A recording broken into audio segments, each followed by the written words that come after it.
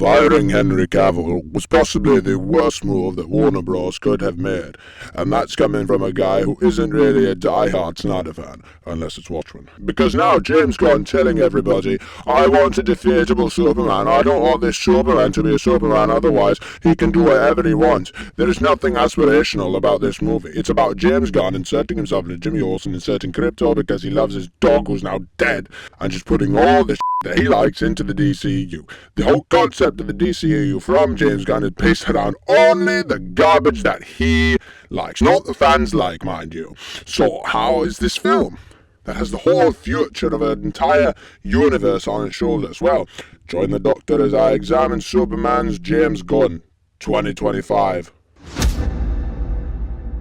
The pros are that Superman sounds like an old cartoon version of Superman, and I think David Cornsweet does a really good job of playing him, aside from the suit, which I'm not crazy about. One of the biggest pros, however, is Superman not letting buildings be destroyed and killing people, like in Man of Steel. Jonathan and Martha, why did you say that name? Are one of the best parts of the film as well, especially the scene with Clark and his dad. But one good scene does not a film make. Let's move on to the cons. Firstly, some minor nitpicks, alright? The score is obviously computerized. Or it was very computerized until they brought in David Fleming to kind of salvage it, but still, it squeaks through, and it's not really a good score. The obvious Israel-Palestine allegory is not something that I need in entertainment or Superman movie. Do a better, James Gunn, for the love of God.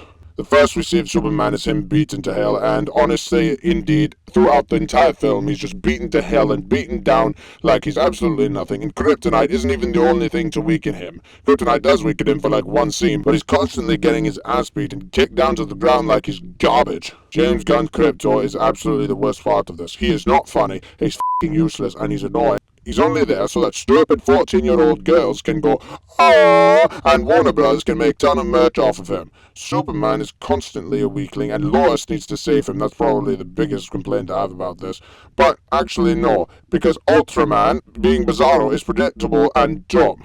In case you didn't know, which you probably didn't, Ultraman from the comics is an evil variant of Superman from a different universe who kills and does evil things. Bizarro is a clone of Superman who wasn't a perfect replicant and got progressively stupider until he became Bizarro. That's kind of what they're doing here, except he's dressed like Blackguard from The Boys the entire time, and he has no speaking lines. Marvel and Guardians of the Galaxy humor is peppered throughout this one, but it might be explained by one of the producers being from Disney Marvel.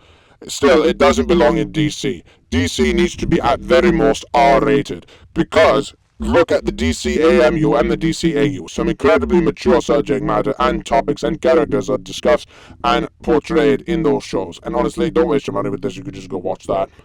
The monkey scene and the sexting scene and the rage baiting scene are all brain rot garbage of modern James Gunnisms, as well as the Peacemaker cameo, because James Gunn just has a hard-on for Peacemaker and wants to get pegged by him or something, I don't know. Engineer, the character, is also not good. She's supposed to be getting her own movie, maybe with the Authority. Anyway, she's human nanotechnology. The whole trope of nanobots is her.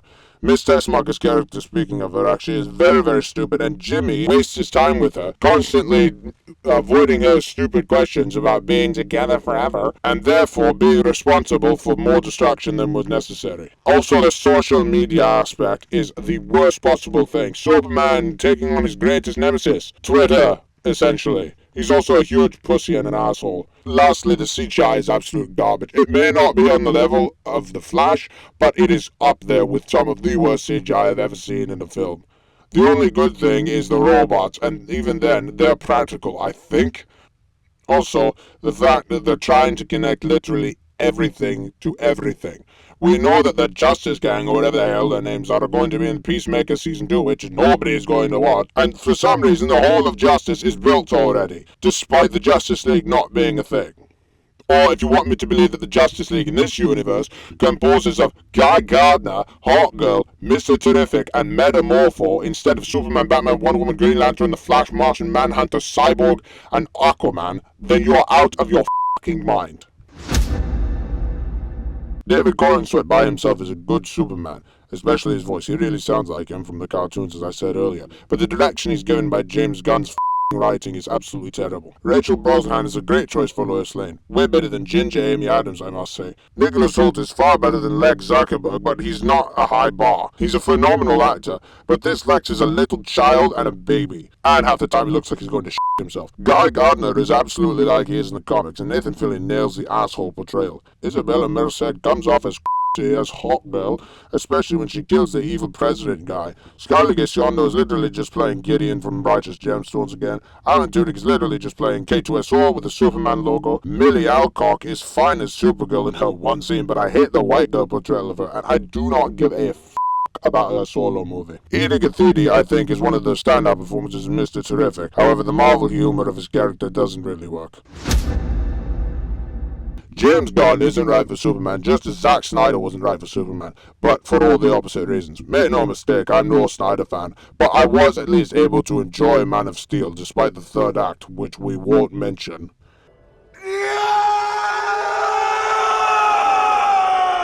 This is going to divide people, between the Snyder cult, who whine and cry, and people who shill for him. This whole DCU is going to die so fast because this is going to come out as a slog. And then the follow-up, which is Supergirl, is going to flop, because if you can't make Superman correctly, you sure as hell can't make Supergirl correctly, especially not off of a John King run. Newsflash Gun, the CW tried Supergirl, and look how that turned out. Because she's just a girl? I'm not Superman's cousin. I'm Supergirl. But going after a young girl, insulting her body, how she dresses, her sexuality. Lack of sexuality. Can you shut up for 5 seconds? It's always men who go crazy behind the wheel. Supergirl? Shouldn't she be called Superwoman?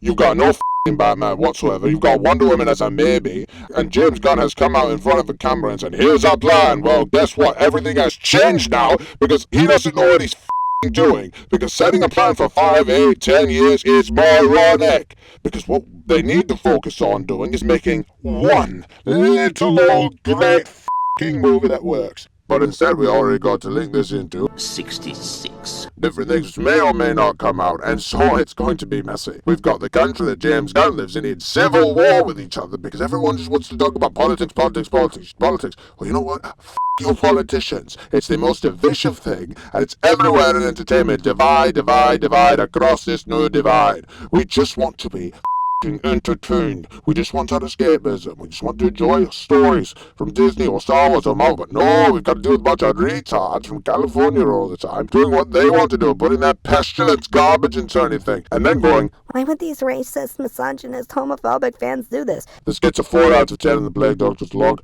I've had my rant until the pestilence strikes with Fantastic Four. Say that again? I am the Plague Doctor.